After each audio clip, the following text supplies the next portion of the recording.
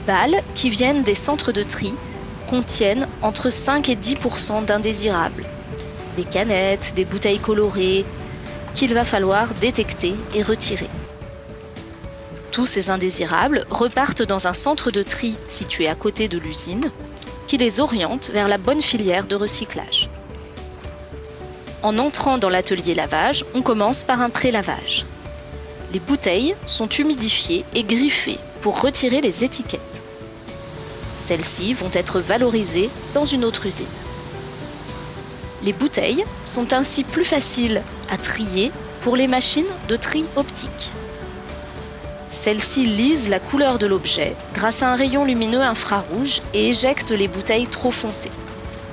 Les bouteilles passent aussi sous un aimant et une machine à courant de Foucault pour éjecter les boîtes de conserve en acier et les canettes en aluminium. Elles seront recyclées dans la bonne filière. Les bouteilles sont ensuite broyées en petits morceaux de moins de 2 cm, appelés les paillettes. Elles passent dans une machine à laver avec de l'eau à 80 degrés et du détergent pour éliminer la colle et les résidus de boisson.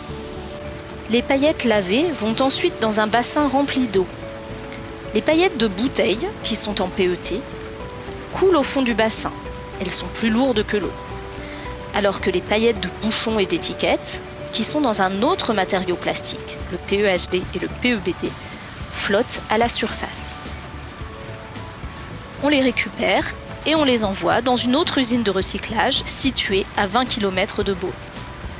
Avec ces bouchons, comme avec nos bouteilles de lait ou de lessive que nous avons triées et qui sont fabriquées dans le même matériau, on fabrique des arrosoirs, des sièges auto, des bacs à fleurs ou même des conteneurs à poubelles.